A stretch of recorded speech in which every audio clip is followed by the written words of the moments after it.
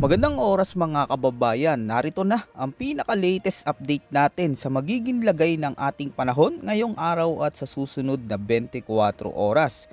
May biglang pagbabago sa galaw at direksyon ng bagyo na paparating sa may silangan ng bansa sa mga susunod na araw at nakikita na ang mga lugar na posibleng daanan nito. Bukod dito, ang low pressure na patuloy nating minomonitor sa may timog ay unti-unti nang lumalakas. Alamin natin ang pinakabagong update dito at ang mga naging pagbabago sa direksyon ng mga sistemang ito. Batay sa pinakabagong datos ng Pag-asa, ngayong araw ang low pressure area na patuloy nating minomonitor ay namataan sa vicinity ng Carmen, Cotabato. Ang sistemang ito ay nakabagi sa umiiral na Intertropical Convergence Zone o ITCZ na patuloy na nagdudulot ng mga pag-ulan sa Palawan, Visayas at Mindanao. Samantala, ang shear line naman ang kasulukuyang malaking nakakaapekto ngayon sa extreme northern Luzon na nagdudulot din ng masungit na panahon sa ilang lugar sa bansa. Ang forecast weather condition ngayong araw para sa mga rehiyon ng Mimaropa, Western Visayas, Negros Island Region, Central Visayas at sa may Zamboanga Peninsula, asahan ang maulap na kalangitan na may kalat-kalat na pag-ulan, pagkulog at pagkidlat dahil sa low pressure area. Dahil dito, pinapayuhan natin ang lahat na maging alerto sa posibleng pagbaha at pagguho ng lupa, lalo na sa mga mababa at bulubunduking lugar. Sa Batanes at Babuyan Islands, patuloy na makakaranas ng maulap na kalangitan na may mga pag-ulan at pagkidlat, pagkulog dahil sa umiiral na shear line. Sa mga residente, maging alerto sa posibleng biglaang pagbuhos ng ulan na maaaring magdulot ng pag-apaw ng tubig sa mga ilog at sapa. Samantala sa Bicol Region, Eastern Visayas, Aurora at Quezon, asahan ng katamtaman hanggang sa biglaang malalakas na pag-ulan, dulot naman ng easterlies. Paalala sa ating mga kababayan, ang ganitong kondisyon ay delikado kaya't mag-ingat po sa mga low-lying areas at sa mga daang madalas bain. Para naman sa nalalabing bahagi ng Mindanao, magiging bahagyang maulap hanggang maulap ang kalangitan na may pulupulong pag-ulan, pagkulog at pagkidlat ang mararanasan dahil pa rin sa epekto ng Intertropical Convergence Zone. Bagamat panandalian, maaaring magdulot ng malakas na ulan at bigla ang pagbaha lalo na kung may umiiral na severe thunderstorms. At sa Metro Manila at nalalabing bahagi ng Luzon, inaasahan ng bagyang maulap hanggang maulap na kalangitan na may mga panakanakang pag-ulan, pagkulog at pagkidlat dahil din sa umiiral na easterlies. Pinapayuhan ng mga residente na maging handa sa oras na tumama ang mga pag-ulan, lalo na kung may kasabay na malakas na hangin at kidlat. Para naman sa sea at coastal wind condition ngayong araw sa Northern Luzon, inaasahan ang katamtaman hanggang sa malakas na hangin mula sa hilagang silangan na may katamtaman hanggang sa maalon ang karagatan na may taas ng alon na abot mula 1.8 hanggang 3.7 meters. Babala sa mga mangingisda at maliliit na sasakyang pandagat, iwasan muna ang paglaot lalo na sa mga bukas na karagatan dahil sa posibilidad ng malalakas na hampas ng alon at biglaang pagtaas ng tubig. Sa Central Luzon at silangang bahagi ng Southern Luzon, iiral ang hangin na may mahina hanggang katamtaman mula hilagang silangan hanggang silangan. Ang mga baybayin dagat ay magiging banayad hanggang katamtaman ng alon na may taas na 0.6 hanggang 2.5 meters.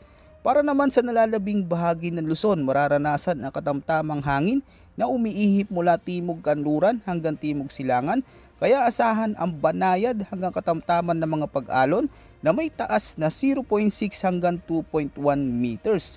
At sa nalalabing bahagi ng bansa, inaasahan din ang katamtamang hangin na mula hilagang silangan hanggang hilagang kanluran dahil dito ang karagatan ay magiging bahagyang maalon hanggang katamtaman na may taas ng alon na hanggang 2.5 meters.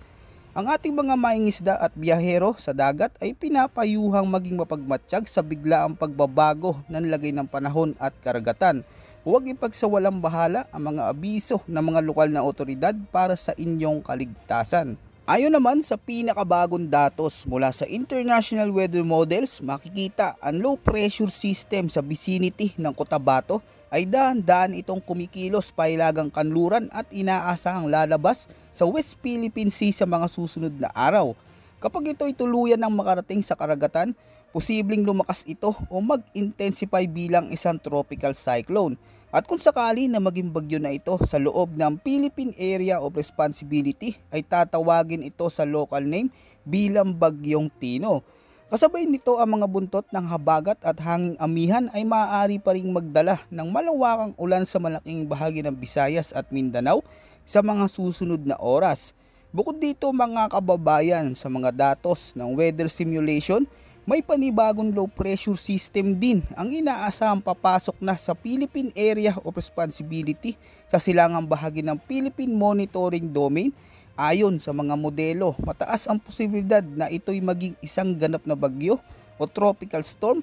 Kapag tuluyan ito nakapasok sa PAR sa mga susunod na araw, tatawagin natin ito bilang Bagyong Uwan. Ito na ang posibleng susunod na tropical cyclone sa ating bansa.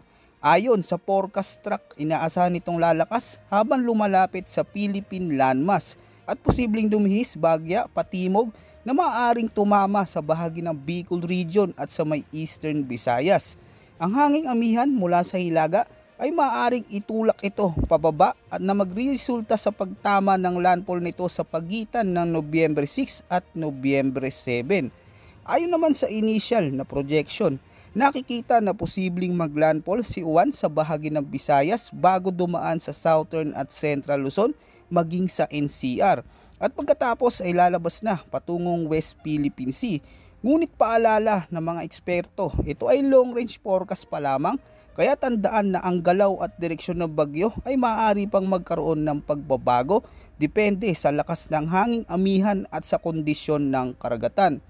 Bukod dito mga kababayan, ipinapakita din ng mga international weather model na posible pa ito masundan agad ng malakas na bagyo na unti-unti ding lumalapit sa ating bansa sa pagitan ng November 9 at November 10. Kaya mga kababayan, habang papalapit na ang sama ng panahon, mahalaga ang pagiging handa at alerto ng bawat isa. Patuloy na makinig sa mga abiso at babala ng Pag-asa at ng inyong lokal na pamahalaan. Iwasan ng pagpapakalat ng hindi kumpirmadong impormasyon. Ang maling balita ay maaaring magdulot ng takot at kalituhan. Ihanda ang inyong emergency kit. Siguraduhin may laman itong pagkain na hindi agad nasisira, malinis na tubig, flashlight, baterya, gamot at mga mahalagang dokumento na nakalagay sa waterproof bag. Palakasin at ayusin ang inyong bahay lalo na kung ito ay gawa sa magagaan na materyales. Siguraduhin matibay ang bubong, bintana at poste. Alamin din ang pinakamalapit na evacuation center o ligtas na lugar na maaring puntahan sakaling lumala ang sitwasyon. At para naman sa mga nakatira malapit sa ilog, baybayin at mababang lugar, maging alerto sa posibilidad ng pagbaha at storm surge. Ihanda mga gamit bago pa man magtaas ng tubig at iwasan ang pagtawid sa rumaragasang agos. Tandaan, kahit mababaw ang tubig, maaari itong maging delikado. Mga kababayan, ang panahon ay maaring magbago sa isang iglap. Ngunit ang kahandaan at disiplina natin bilang mamamayan ang magtatakda kung gaano tayo kaligtas.